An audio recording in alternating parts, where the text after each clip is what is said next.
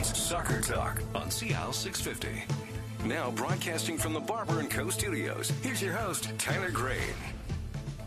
Whitecaps hit the road looking to win in Portland. The Montreal Impact come ever so close, but can't bring the CONCACAF Champions League trophy home. The Canadian women national team roster has been announced. And hey, David Beckham turns 40. Good evening and welcome to Soccer Talk on CL 650 Radio in Vancouver, broadcasting from the Barber & Co. studios. My name is Tyler Green. You can find me on Twitter at TylerGreenFC. The show also available online at www.cl650.com. Thank you for listening. You can also check out our show page there. Subscribe to the podcast and find all the other links as well, including some of our partners here on the program, including Kevin O'Toole and Find a Property. And the kickoff is brought to you by KO Kevin O'Toole and findaproperty.ca. And when you click on the link to go to findaproperty.ca, you'll notice one thing. The homes that Kevin is selling are all sold. That's exactly what Kevin can do for you. He can get your home sold at findaproperty.ca. Kevin O'Toole, licensed realtor with Royal LePage Sussex, online at findaproperty.ca. The Whitecaps pick up a scoreless draw with the Timbers in Portland. The Caps, well, they did not generate much offensively, but they didn't give up much either. Caps have been very good on the road as well. 3 wins, 1 loss, and a draw. That draw tonight, picking up 10 out of a possible 15 points on the road. This is something that the Whitecaps had so much trouble with in years past. This year, however, they're doing exceptionally well. Vancouver, well, they've had some quality performances from a variety of players. David Osted has 5 clean sheets on the season so far. Octavio Rivero, he's cooled down, but still one of the top goal scorers around. Matthias Laba has been very good as a defensive midfielder. Obviously not this evening, as he was suspended for this one. Kendall Waston cleaning up a lot of messes on the back line when called upon. So it leads us to our Barber poll in the Barber & Co. Barber poll tonight. Who's your Whitecaps MVP so far this season? 10 matches in, almost a third of the season. Who is your Whitecaps MVP so far? The Barber poll is presented by barberandco.ca. Tweet us your thoughts on Twitter at SoccerTalk650 or at TylerGreenFC, or my co-host who will be joining us in a few minutes, Simon Fudge74. The Barber poll is presented to you by Barber & Co. Gastown, Yaletown, the Financial District, Cambie and 18th, and on the corner of Main and 12th. Find them on Twitter at Barber & Co. or visit barberandco.ca. All right, it was another clean sheet for David Osted. That's good for your fantasy league team. We've got you covered with that. Visit facebook.com/SoccerTalkVan for the full details on the Soccer Talk Fantasy League. Like the page, sign up for the league, and you could win some fabulous prizes from Umbro Canada. Find the latest products at umbro.com. Prizes include the Canada Anthem jackets from Umbro. Now, if you watched or saw any of the pictures of the Canadian women and the announcement of the World Cup roster, they were all wearing those fantastic Umbro Canada jackets. That's what we're giving away. And James Darby was the winner for the month of April. The April contest was Octavio Rivero leading the Whitecaps in goals. He wears number 29. So in April, if you were in 29th place for the month of April, you won. James Darby did just that. What's May? We'll check out the Facebook page to find out. Again, that's facebook.com/SoccerTalkVan. All right, we welcome my co-host, Goal.com writer Simon Fudge, to the program as Simon and I go head-to-head with the starting 11, and that is next. Follow us on Twitter at Soccer Talk 650 and at Tyler Green FC. This is Soccer Talk on CIL 650. In training players for the beautiful game, you must first recognize the beauty of their natural skill, then foster its growth in a healthy environment. So it is at Bevo Agro, the premier supplier of propagated plants in North America. From the beautiful potential of seeds and seedling, Bevo Agro grows tomatoes, peppers, cucumbers, berries, and bedding plants to healthy perfection in their state-of-the-art greenhouses. It's beautiful work. Learn more at Bevo, B-E-V-O, agro.com. Bevo Agro trades as BVO on the TSX Venture Exchange. What do you want? A balcony so high it looks down into soccer matches at BC Place. A pub I can walk to with a dozen big screens.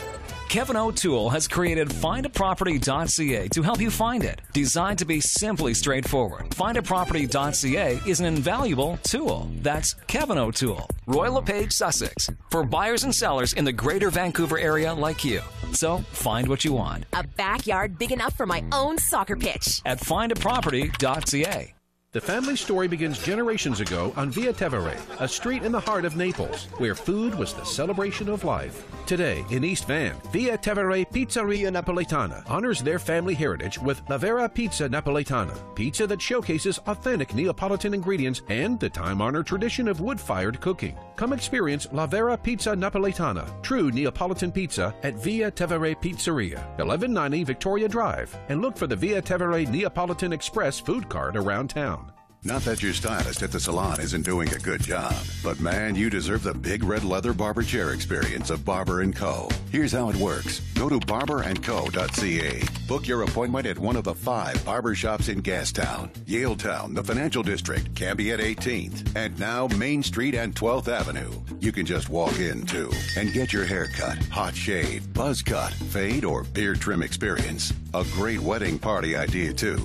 barberandco.ca. BC Soccer, the provincial sport governing body responsible for the promotion and development of soccer in BC, is a professional, not-for-profit society committed to inspiring British Columbians to lifelong active, inclusive, and team play. BC Soccer would like to thank their partners as well as the players, referees, coaches, volunteer administrators, and other soccer leaders who dedicate thousands of hours to this beautiful game. For information on getting involved in soccer, coaching courses, referee courses, and any other BC Soccer program, visit bcsoccer.net.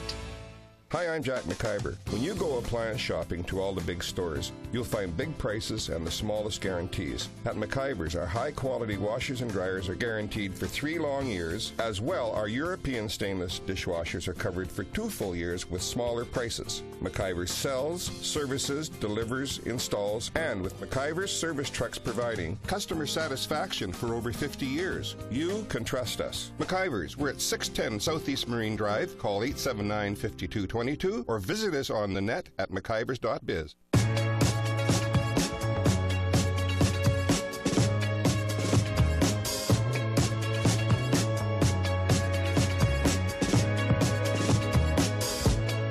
This is Soccer Talk on CIL 650. Now broadcasting from the Barber & Co. studios. Here's your host, Tyler Green. Whitecaps in Portland to face the Timbers. Simon and I will break down the scoreless draw shortly.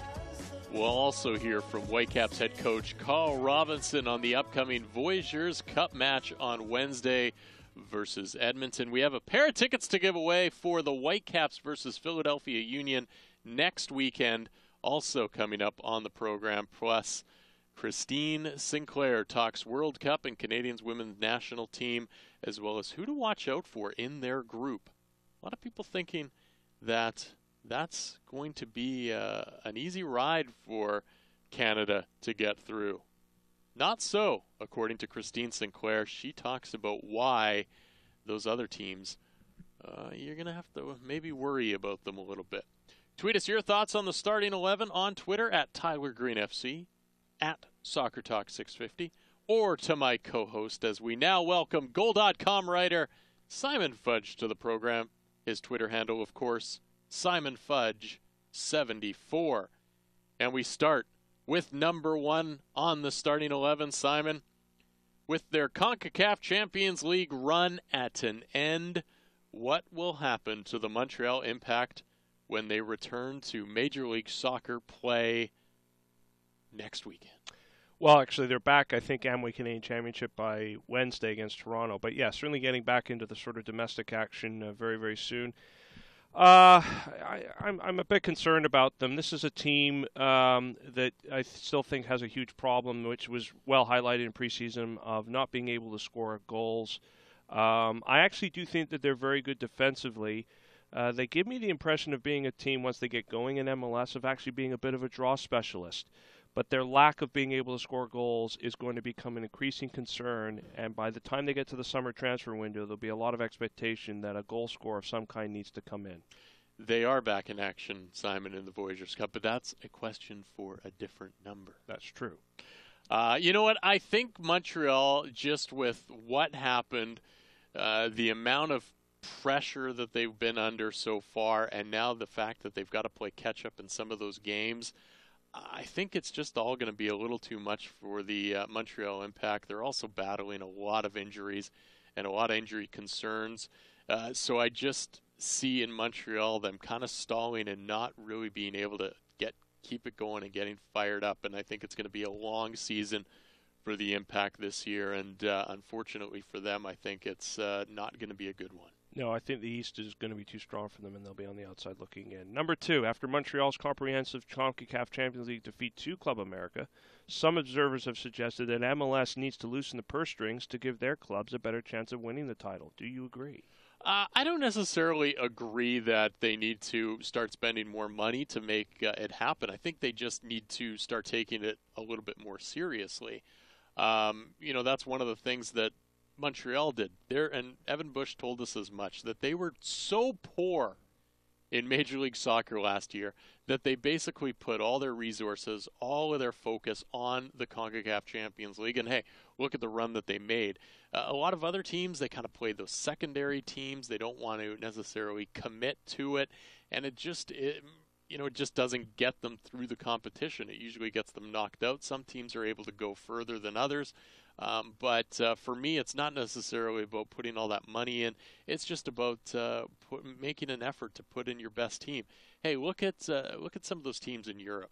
There's a reason why all those guys can go out and play week in, week out. They play in Champions League. They play in their club team midweek. They play for the national team.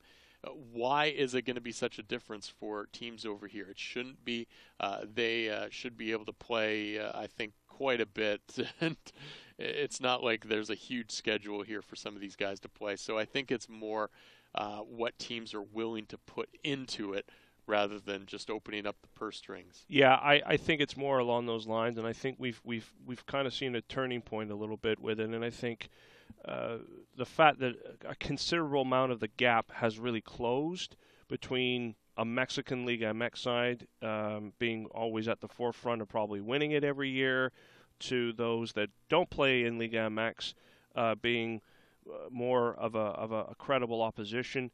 I think for the moment it just requires all 24 clubs that are in it to take it seriously and put their best foot forward. If we get that over the next 2 or 3 years, it would be very difficult to make the argument that MLS should be increasing the budgets on the salary caps for each of their clubs or other types of financial incentives necessarily. They'll probably be quite reluctant to do that anyway, but it's only when there's a real gap between whoever is winning it and their budgets and the teams like MLS clubs falling short, and you could see that it is a financial situation. But I think we're probably still a ways away from having that issue really come to the fore. Number 3 on the starting 11, has Montreal's run changed the perception of the CONCACAF Champions League and made it more valued competition for clubs in CONCACAF? I believe it has, because it isn't just Montreal that should be given a huge amount of credit for what they have done to turn this corner and really provide a real watershed moment that I've been hoping for this competition. It was certainly the Central American clubs, particularly the Costa Rican clubs. We had 3 of them in the last 8 when we went to the knockout stages earlier here in the spring, and that was a real turning point. That was at the expense of 2 of the 4 Mexican clubs that that were in at this edition. And because we had that and we were able to get sort of a little bit more variety, it just provides belief to those clubs in those other regions, in Central America, in MLS, even maybe in the Caribbean as well, that think, we can really put go out and put our best foot forward here and do as well as we possibly can, because we might actually get somewhere. So I think it has changed that perception, and for the better. I think when you look at North America, it is all Montreal that has changed the perception because of what they did, how far they were able to go, and how poor they were in Major League Soccer. I think a lot of MLS clubs now thinking, hey, we were one of the better MLS clubs. How could we not have gotten that far? And I think that's kind of one of those things where you're going to look at it, and some of those teams are going to now think, hey, we can do something really good in this competition and go pretty far. So I think Montreal really has helped quite a bit in North America, and I think even made it get that much more coverage, because now all of a sudden you have MLS tweeting about it, writing stories about it, Instagrams about it, and a lot more, I think, mainstream media, not necessarily here in Canada, but throughout the States, definitely in Montreal, getting more people interested in this competition. And it now makes you wonder, hey, what's going to happen when Vancouver plays in this competition later this summer? Number 4, the Voyageurs Cup will continue this week with the semifinals, and Vancouver, Edmonton, Montreal, and Toronto will all vie for the right to play in the CONCACAF Champions League in 2016-17. With that said, who wins it between the Whitecaps and FC Edmonton? I think Vancouver's going to make it through. It's going to be, we'll hear from Carl Robinson a little bit later on in the program about this topic, but I think it's going to depend on very much so what he does to his lineup. This is a competition that the Whitecaps have never won. They need to win this competition. They need to go out and try to win this competition and be successful across the board in this competition, in MLS, and try to be good in Champions League as well. So I look for the Whitecaps to go out there and put together a squad that's, has some youngsters, but has a lot of guys that are still trying to prove themselves as well in Major League Soccer. I think Vancouver wins it. I think Vancouver wins it in the end. The first leg, though, is on Wednesday, is going to be kind of interesting, because if it is true to what he said in the week that the guys that didn't start tonight in Portland would most likely get the start on Wednesday, they're going to go up against a very formidable FC Edmonton side that I was quite impressed with over the 2 legs against Ottawa. I get the feeling they got their season going by those 2 convincing results against the Fury. Tough team to play against, big, physical, like to attack down the flanks. They got someone like Sane Nyasi used to play in the MLS in their lineup. So that first leg will be somewhere they get to set the tone. But if they can just come away with a good result, even if it's a draw, I do think in the end they'll win it, especially at home. And that leads us to number 5, Montreal or Toronto. Toronto FC. They have the firepower and just the ability to open teams up, which I would think they'll do. They'll probably play their most key DP players by the second leg. Again, Montreal's issue is not being able to score goals or have the ability to score goals, and I think that's going to prove an issue over 2 legs. Yeah, much like Montreal in Major League Soccer, just the emotional letdown of a CONCACAF Champions League final, not being able to bring it home. I think they're going to sort of crumble under that pressure, and Toronto FC is going to take that one. Number 6, following wins at Orlando City and Philadelphia Union to wrap up their extended early season road trip, are Toronto FC finally starting to move in the right direction? Yeah, I think so. They're finally getting some performances that are a little bit more of, I think, what people expected from some of the players. Giovinco, one of the Players of the Month nominees out of 5 different players. He's going well. If they can get some of those other guys playing a little bit and doing a little bit more, then I think you're going to start to see a few more wins under their belt. They're kind of seemingly getting it together at various positions on that team. You have guys that are starting to play a little bit better, and so I think they're starting to move in that right direction, and maybe all they needed was that, hey, Greg Vanney, you lose, you're fired. Maybe they needed that inspiration. Yeah, true. But I have to say they have been the better. They've played very well in these last 2 games, and Sebastian Giovinco is massive for them.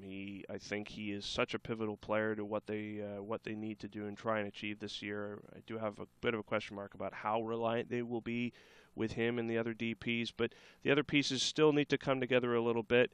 I think we need to see a little bit more from Josie Altidore, especially up front. But the position they're sitting in right now is a good one. And let's face it, they've taken a lot of confidence from those 2 wins, and now they get to go home, get to play in front of their own crowd, And if they can just draw some momentum from that, I think they should be in the mix in the East. Number 7, after registering a goal and 2 assists in the Texas Derby win at Houston Dynamo, is FC Dallas.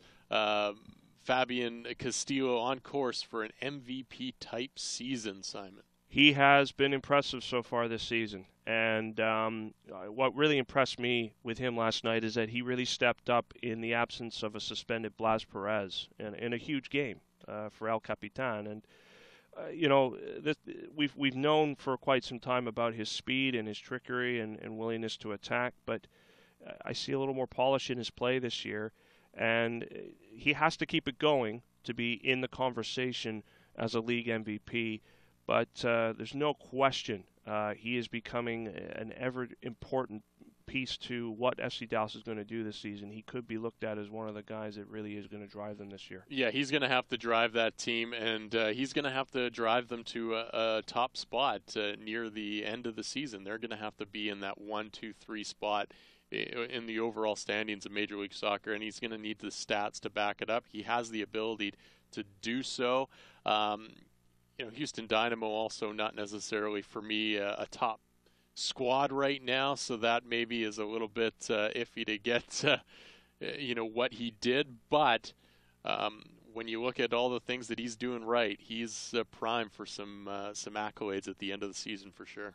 Number 8, Major League Soccer released its latest edition of the MLS roster rules just to confuse us. Are you tired of the constant changes? Yeah, it's every time there's a new rule, and it's funny because you even read the rules, and it kind of leaves some of the things a little bit open to interpretation or possibility that what is written is not necessarily how it's going to be. So, you know what? I barely even pay attention to some of those roster rules now, because they just, to me, they just happen so often, and they're just so confusing half the time. It's when a move happens, then I'll watch, and everyone in the end is going to be, well, wait a second, I thought so and so got to pick this person. Oh no, wait, no, there's some new rule now all of a sudden.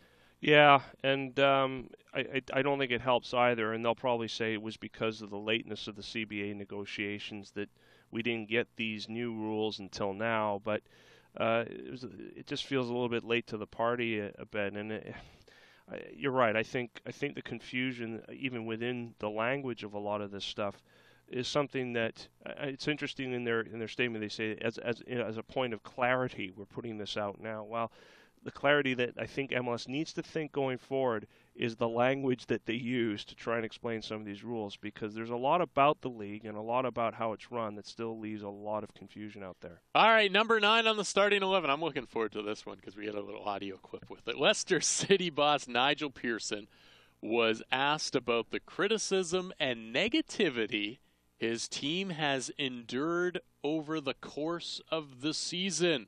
Pearson responded with this. Well, Ian, have you been on holiday for 6 months? Have you? Have you been away for 6 months?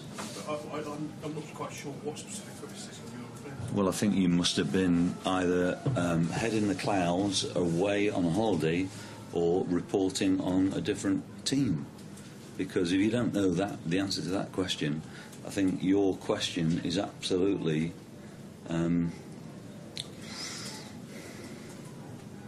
unbelievable. The fact that you do not understand where I'm coming from. If you don't know the answer to that question, then I think you are an ostrich. Well, your head must be in the sand. Is your head in the sand? It's not at all. Are you flexible enough to get your head in the sand? My suspicion would be no. I can, you can't. Any more questions? Should we wrap it there? You can't. Listen, you've been here often enough. For you to ask that question, I think you're either being very, very silly or you're being absolutely stupid. One of the two. Because for you to ask that question, I'm sorry, son, but you are daft. No, you're wrong. You're wrong. You've been in here. You've been here. And I know you have. So don't give that crap with me. Please, don't give that crap with me. and I'll smile at you because I can afford to smile at you. Now, do you want to ask a different question, or do you want to ask it differently? Go on, ask it. Or are you not capable? I just don't know what you... You don't know what, I don't know how you've taken that question there, because... Well, you must be very stupid. I'm sorry. Simon, okay, the question is, can you stick your... No, can you stick your head in the sand? No. Should Nigel Pearson be punished by the English Premier League for calling a journalist an ostrich and stupid this week? Before I answer this, I'd just like to say that it's really nice to know that Nigel Pearson does have a flexible enough neck to bury his head in the sand, as he declared in that very interview. I know. The fact that it was to Ian Baker, the journalist in question, the fact that he did a public apology to him the following day and basically declared that he was out of order, that might have got him, saved his from actually facing some kind of punishment, but it was punishable, I think.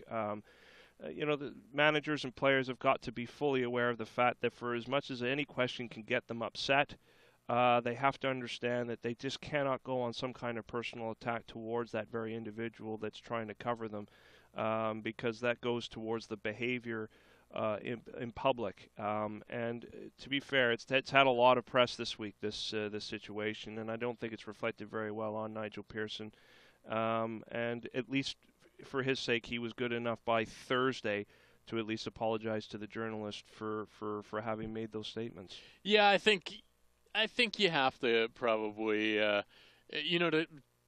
it's one thing to sort of correct or have your opinion opposed to what the journalist has to say, but to start name-calling, etc., I think that is kind of unacceptable and probably punishable.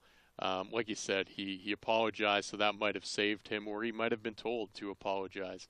But probably could have been punished for it. Now, my question to you guys, I know you guys like to poke and prod a lot of the coaches. Has anyone ever blown up on you guys like that? Probably not that bad, I don't think. But Simon? I remember Siggy Schmidt's assistant, the guy who was the USL Seattle coach, Brian Schmetzer, getting a bit stroppy with me in 2008, very early in the season, about a question that I asked and stuff. And that probably was one infamous incident that I can remember. So I don't believe I ever have. I think I have always never been called out by a coach. That's a lie. Come on. I'm honest. I don't think that it's ever happened. Not safe for radio to share your stories, I guess. Probably not. Probably not. Number 10, Bournemouth completed a remarkable season on Saturday by winning the English League Championship title and therefore earning promotion to the English Premier League for next season. How will the Cherries do in the top flight next year? Well, they'll come up and then they'll get sent back down. It's pretty much that simple. Well, I've seen a bit of them play, and I find it interesting that there's a lot of talk out there about this side of Eddie Howe's that has got the style of football and the spirit within them that they might be able to defy the odds. But you're probably right.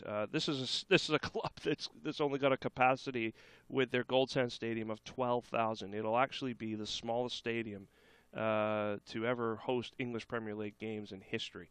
So I think it is going to be a bit of a tall order. Right now they're just living the fairy tale. It's been a remarkable turnaround for a club that almost went completely bust not that long ago. And hopefully we get to see them do as well as they possibly can. But I think it'll be a stretch too far. And as you say, I think it'll only have one season. Simon, Canada announced its 23 women's roster for the upcoming FIFA Women's World Cup this summer. Other than someone like Christine Sinclair, who needs to come up big for Canada this summer? Sophie Schmidt. In the middle of the park, she needs to be a big driver for the team, providing either assists for Sinclair or certainly going and scoring goals herself. There are going to be times in certain games and in certain instances within games that she's got to provide a bit of a catalyst effect, and I think for me she plays an extremely important role, one of the more important players that John Herbin needs to rely on this summer. For me, I look at the women's roster, and I really, honestly, I think they have some players that can score some goals. Obviously, with Christine Sinclair, Tancredi can score some goals.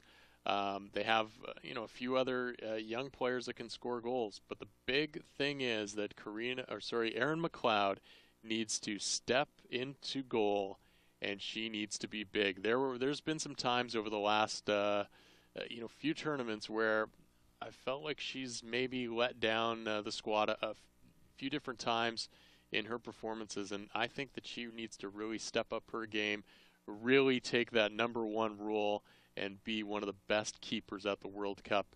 And I think she's going to be one that is going to need to be counted on if Canada is going to make a big long run in this one. Don't forget the young kids as well. I think Kadisha Buchanan and Jessie Fleming are actually going to have bigger roles to play than maybe some are probably thinking of at this moment in time. So look out for them. Speaking of that Canadian roster, Christine Sinclair will join us at 10:15 to talk about that women's roster and which teams to look out for in their group. She'll give us a little preview of what that group has to offer. Plus, Whitecaps head coach Carl Robinson on the upcoming Voyageurs Cup matchup with FC Edmonton. We also have a pair of tickets to give away to the Whitecaps Philly matchup. We'll do that in just a matter of moments. Up next, though, we recap the Caps in Portland. A scoreless draw, and Simon and I will dissect the match next. Follow us on Twitter at Soccer Talk 650 and at Tyler Green FC. This is Soccer Talk on CIL 650. The Straight Razor Shave, a leading man classic. Steady hand coaxing the rugged face back to smoothness. This nearly lost art has found revival at Barber & Co. Hot towel, straight edge blade, and your face. It's an experience that reminds you you're alive. You're a man in the company of history's finest men. Start at barberandco.ca. Pick your barber shop in Yaletown, Gastown, the Financial District, Cambie at 18th, and now Main Street and 12th Avenue. And relax into the big leather chair for the shave of your life. This summer, Canada's women's national team will be wearing Umbro jerseys as they play for glory in the world's most prestigious tournament. Umbro, the official uniform and gear supplier to the Canadian Soccer Association, is a supporter of all soccer, from local teams to the world stage. It's also the name worn by the world's top players. If you want your club to play a world-class game, equip and dress them in world-class gear. Find it at umbro.com. Umbro, tailoring football since 1924. Coach education continues to be a major priority for BC Soccer as mandated age-specific coach education is required by June 1st, 2016. BC Soccer offers and delivers Canada Soccer's national certification courses within the community sports stream, focusing on long-term player development stages including active start, fundamentals, learn to train, and soccer for life. For more information on BC Soccer's coaching courses and registration, visit bcsoccer.net/coach or talk to your local soccer club, league, or district. Nature has always offered beauty and perfection in every fruit, vegetable, flower, and tree. We thought we could improve on our work. We were wrong. Fortunately, Langley-based Bevo Agro has been leading the charge to grow fruits, vegetables, flowers, and trees from seed and seedlings to healthy, pest, and disease-free perfection. To learn more about North America's largest propagator, visit bevoagro.com. Bevo Agro trades as BVO on the TSX Venture Exchange. Think you know how to run a soccer team? Join the Soccer Talk Fantasy League and prove it. Sign and sell players, make your team the best, and you could win monthly prizes from Umbro Canada. Pick your team each week. Pick your starting 11 or transfer players. Get all the details and get picking and playing at facebook.com/SoccerTalkVan. Build your team soccer team and run it in the Soccer Talk Fantasy League, presented by Umbro Canada, tailoring football since 1924.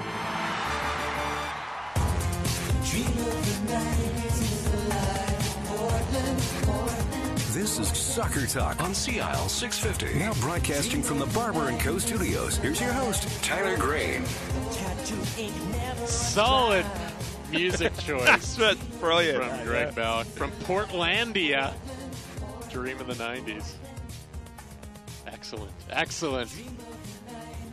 Whitecaps and Portland, a scoreless draw. the review in just a few minutes. Plus, Christine Sinclair, Carl Robinson joining the program, and we have a pair of Whitecaps Philadelphia Union tickets to give away. But first, the scoreboard presented by Via Tevere Pizzeria Napolitana, 1190 Victoria Drive, serving up true wood-fired Neapolitan pizza in East Vancouver. And I'm really hoping that the Neapolitan Express, the Via Tevere Neapolitan Express food truck, hits a WFC2 match soon. Absolutely fantastic. Simon, the scores. Yes, in MLS, the big game in the East today was New England Revolution beating New York Red Bulls by 2-1. The feature game tomorrow, New York City FC hosting Seattle Sounders in the Bronx at Yankee Stadium. In NASL, Ottawa Fury's tough run of results continues. They lost 1-0 to the New York Cosmos tonight. Away from home tomorrow, FC Edmonton host Minnesota United. In England, big win for Leicester City over Newcastle United, 3-0. That pulls Newcastle into the relegation situation. Tomorrow, Chelsea can win the EPL title if they beat Crystal Palace in the London derby. In Germany, Bayer Leverkusen upsetting the probably eventual champions of the Bundesliga, Bayern Munich, by 2-0. It was Sampdoria 0, Juventus won in Italy, and that result gave Juve their 4th straight Scudetto title. In Spain, Cordoba have been relegated thanks to Barcelona's 8-0 thrashing of them today. While Real Madrid kept pace with them at the top of La Liga, they won 3-2 at Sevilla, a Ronaldo hat trick. All right, we are in the Barber & Co. studios. Get a haircut, hot shave, buzz cut, or beard trim at Barber & Co. Online at barberandco.ca. The Barber poll today. Who's the Whitecaps MVP so far this season? That Barber poll presented by Barber & Co. The Whitecaps earlier tonight in Portland to face the Timbers. They played to a scoreless draw. Simon, the big question. We know why Pamadou Ka at this point thought it was a PK, but for you, penalty or not a penalty? I am going to say penalty, especially when you stick your arm out as he did. Defenders can get away blocking shots or anything within the box, or getting away with handballs when the ball isn't being struck towards them if the arm or the extremity is pulled to within their body. Pamadou Ka did not do that. Yes, he can claim that he was a bit unlucky because it hit his leg and then his arm, but it's hard not to give that as a penalty. So I do think it was a spot kick in the end. So I think, as difficult as it was, right decision. But in the end, it didn't hurt the Whitecaps because Darlington Nagbe was effectively too accurate with his penalty kick and to hit the base of the post. Yeah, for me, you look at it and it was just, especially the way you turn your back, the way he lifted up the arm, it was just all for me too much to not call that as a penalty. So, I would have given it as a penalty. So. That's what happened. Luckily, like you said, fortunately for the Whitecaps, they couldn't capitalize. Portland, that is, they couldn't capitalize on that opportunity, and the Whitecaps were able to get out of there still scoreless at that point. And I think there's a lesson to learn from a coaching point of view for defenders when they're having to block crosses or block shots. Get your arms closed in, protect the private parts as best you can, but at the same time, sacrifice yourself and just take it wherever you can on the body when that ball comes flying at you. All right, the Whitecaps were, though, however, pretty solid defensively, Simon. You look at some of the stats from the game from earlier today, and the Whitecaps, they gave up 13 shots to the Portland Timbers, but only one managed to find its way on target. They blocked 8 of them. They did not, the Whitecaps, have much control of this game in possession, but overall, they were able to keep everything either away from on target or just from way outside. The only save that David Osted really needed to make was an easy one. Yeah, and that's a very good sign and a very good reflection on Vancouver's defensive setup, the fact that in many cases they didn't let Portland get in behind them. But I also think you need to kind of touch on how tame and how uncreative Portland's attack was. They were in very good positions a lot of the times tonight, and that lack of that final ball or that quality finish let them down. and it just let the Whitecaps out of jail on many occasions, and that's why we ended up getting a 0-0 draw. And you look at the Whitecaps, and it is our Barber poll in terms of who's your Whitecaps MVP so far this season. And Kendall Waston for you has been a beast. He's gone out there. He's defended well. He's basically clears everything off out of that 18-yard box with his head. There are a few times when there is some miscommunication between him and David Osted, but 5 clean sheets, that is good on David Osted, but it is also good on a Whitecaps defense as well. It is. There haven't been too many instances this year that the teams have been able to attack the Whitecaps with an aerial threat. Bobby Boswell obviously equalizing last week was an exception, and I think the week before in Salt Lake with Sabarillo getting a clear header. But very few instances where opposing teams have been able to sort of whip the ball into the box and feel someone of their players is going to get on the end of it, because every time it's either gone into the arms of Osted or it's found the head of Waston, or in other cases it's found the head of Ka. They have been so good at defending in the air this year that I would have to think if there was a statistic done on that, they'd have to be right at the top. And you look at that defense, and a few changes. Ethan Sampson gets into the game. Jordan Harvey gets back into the game.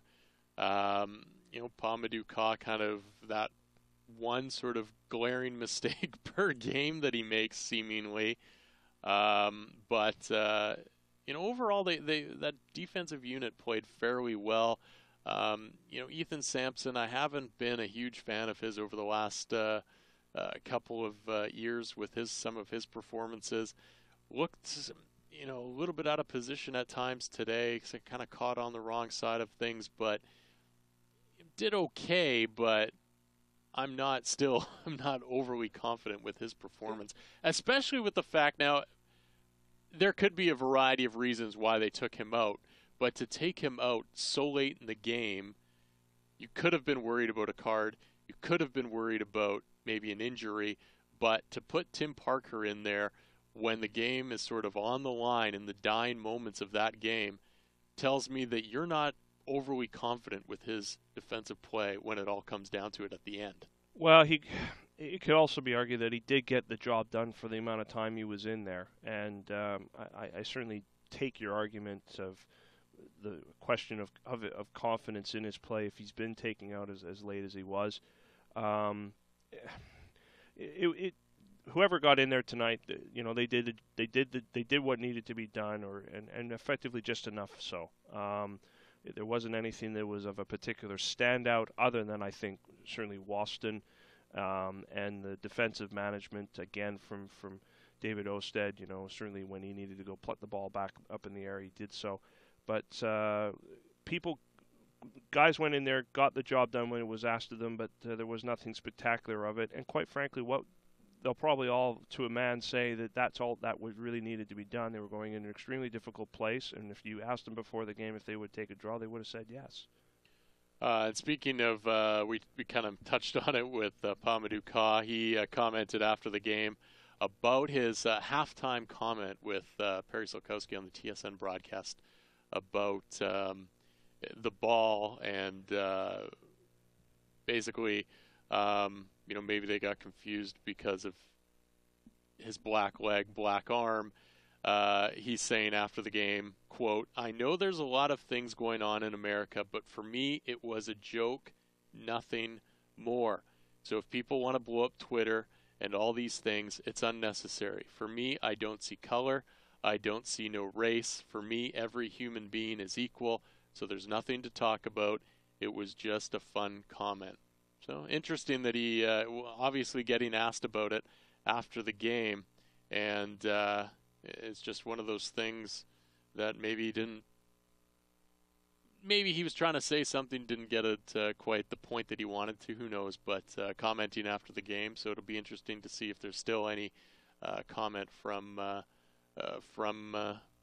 afterwards from Major League Soccer. Well, yes, because you can sympathize to an extent of what he was trying to say, but we do live in an age where when you raise a point of that nature, the level of sensitivity or hypersensitivity to it does create some sense of, action needs to be taken or a slap on the wrist needs to be applied.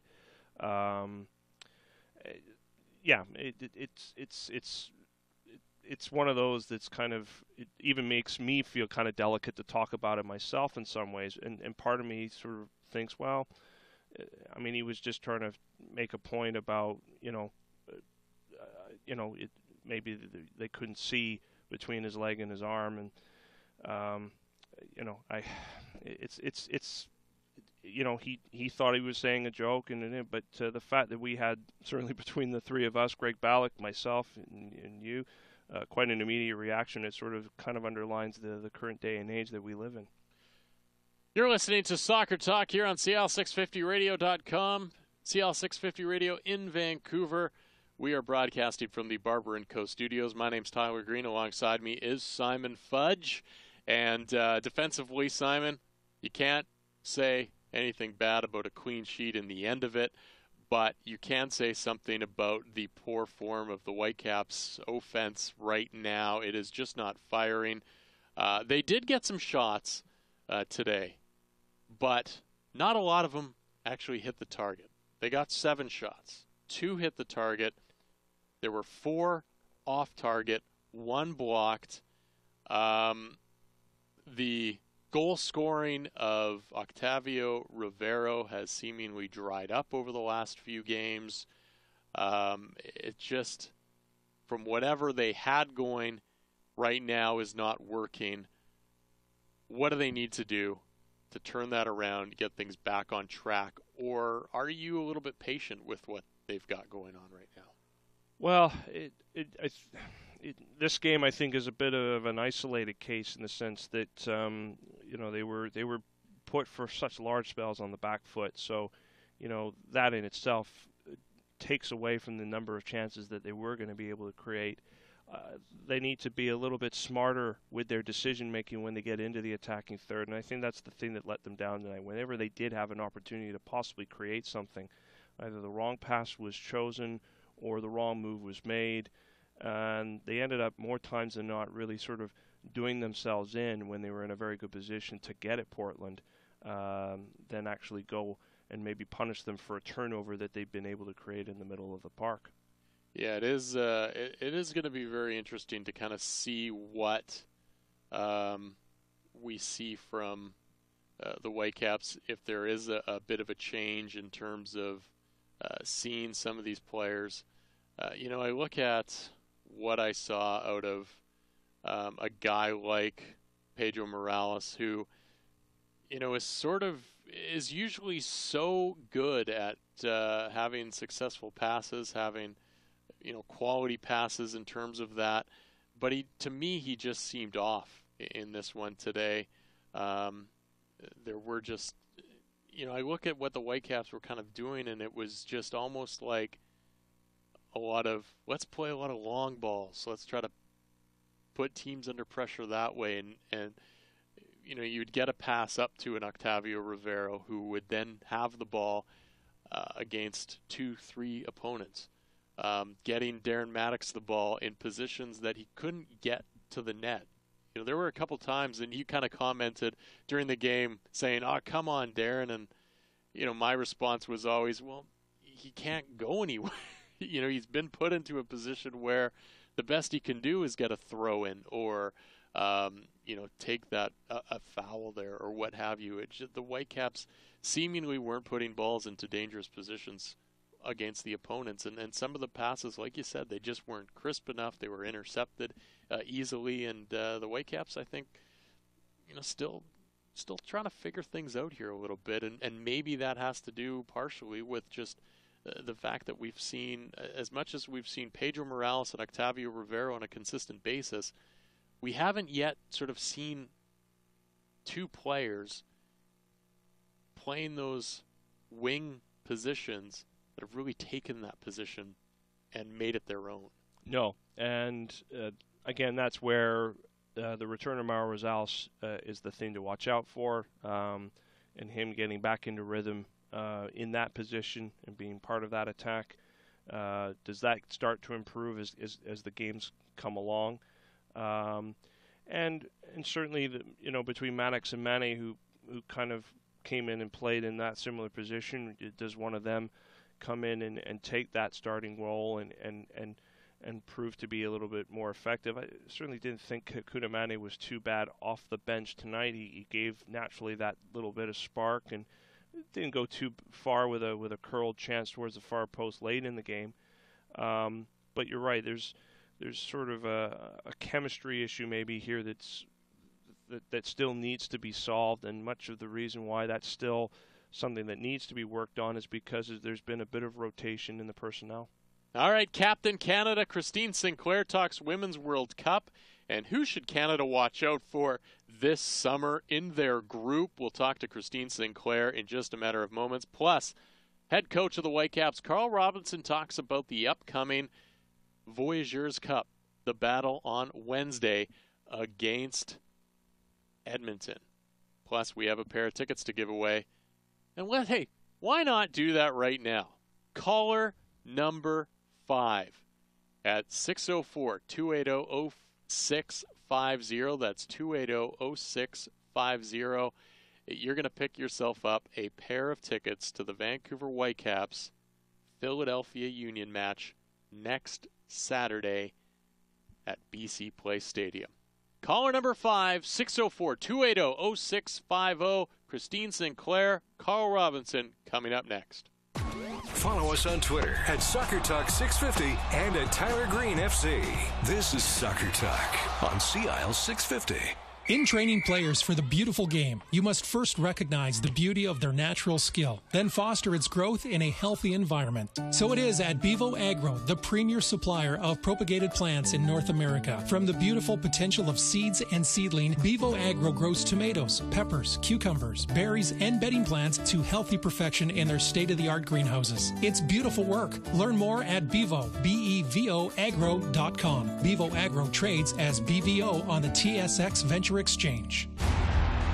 As soon as you see the first kick and hear the crowd chanting, you realize there's no other sporting atmosphere in Vancouver like this. Vancouver Whitecaps FC 5-pack start at just $149. Choose any 5 regular season home matches and save up to 32% over buying individual match tickets. Get your tickets now at whitecapsfc.com/tickets.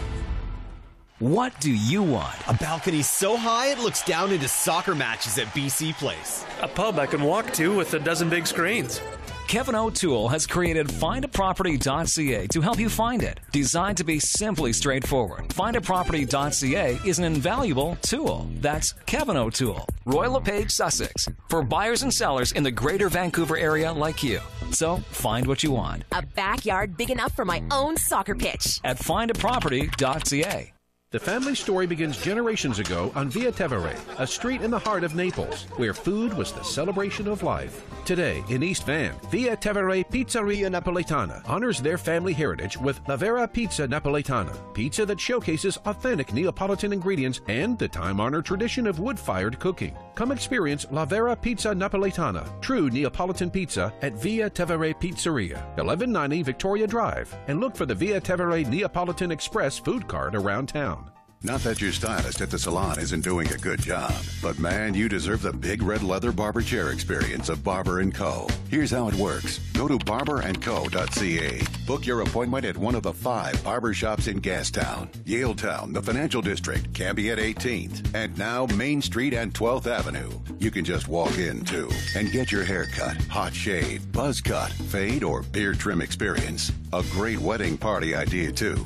barberandco.ca.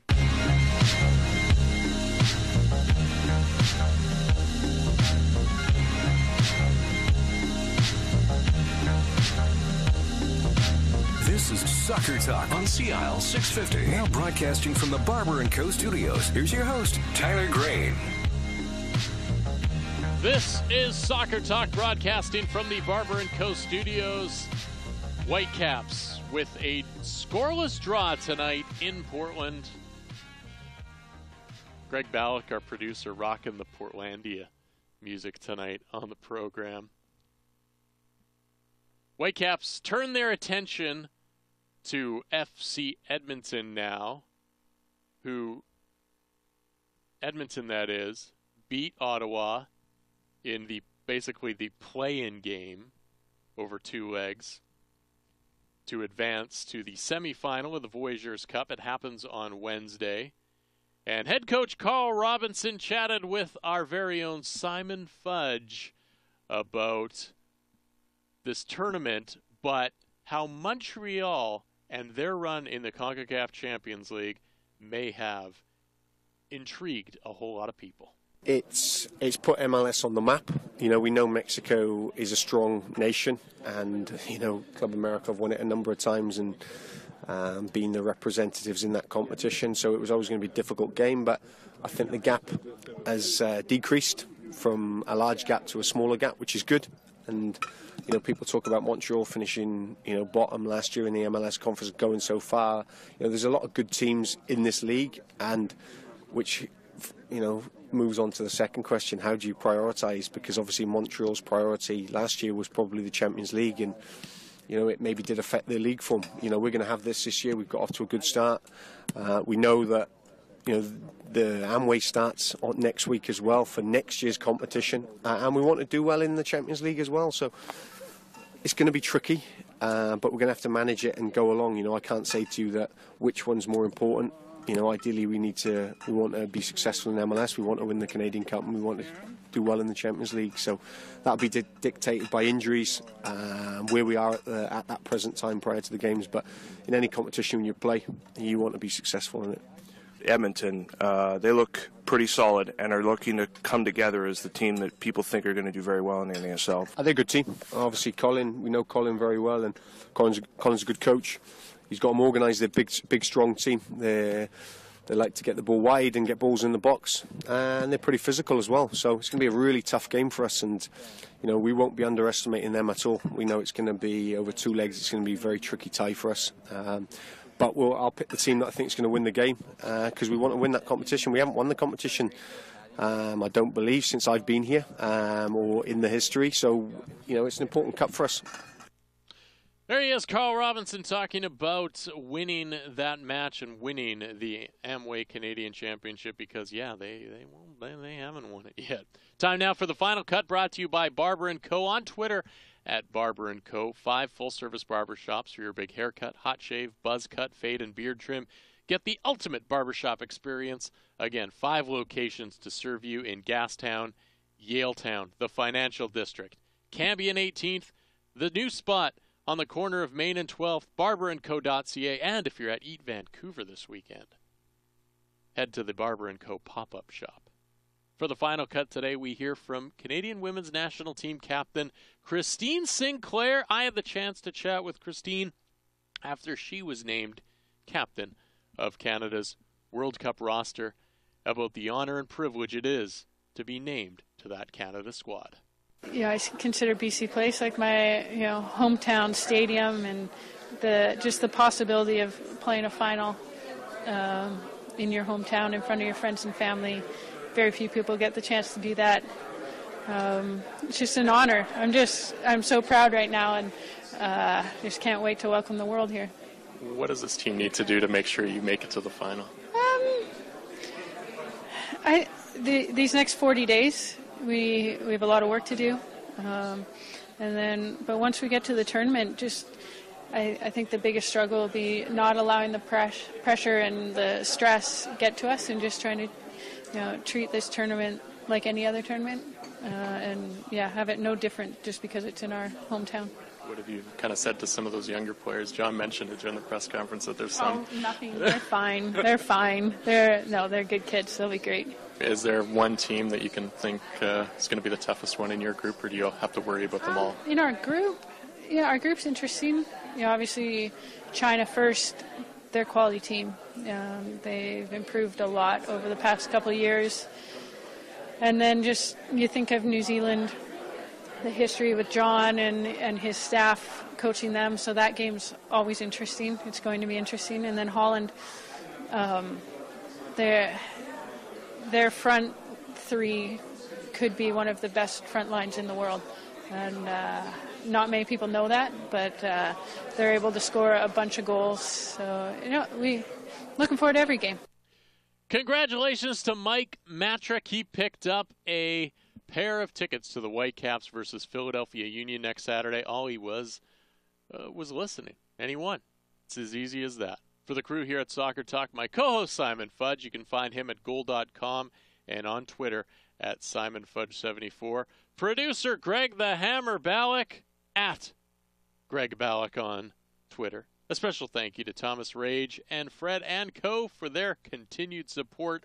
My name's Tyler Green. You can read me in 24 Hours Vancouver every Wednesday, and you can find me on Twitter at TylerGreenFC. Thank you for listening to the program. Download the podcast at CIL650.com or search and subscribe to us on iTunes under Soccer Talk. We return next Saturday, but don't forget the midweek podcast, and we'll have a pair of tickets to give away for a WFC2 match on the midweek podcast. Soccer Talk, the radio program, returns next Saturday at 10 p.m. BC Soccer, the provincial sport governing body responsible for the promotion and development of soccer in BC, is a professional, not-for-profit society committed to inspiring British Columbians to lifelong active, inclusive, and team play. BC Soccer would like to thank their partners as well as the players, referees, coaches, volunteer administrators, and other soccer leaders who dedicate thousands of hours to this beautiful game. For information on getting involved in soccer, coaching courses, referee courses, and any other BC Soccer program, visit bcsoccer.net. The Straight Razor Shave, a leading man classic. Steady hand, coaxing the rugged face back to smoothness. This nearly lost art has found revival at Barber & Co. Hot towel, straight edge blade, and your face. It's an experience that reminds you you're alive. You're a man in the company of history's finest men. Start at barberandco.ca. Pick your barbershop in Yaletown, Gastown, the Financial District, Cambie at 18th, and now Main Street and 12th Avenue. And relax into the big leather chair for the shave of your life.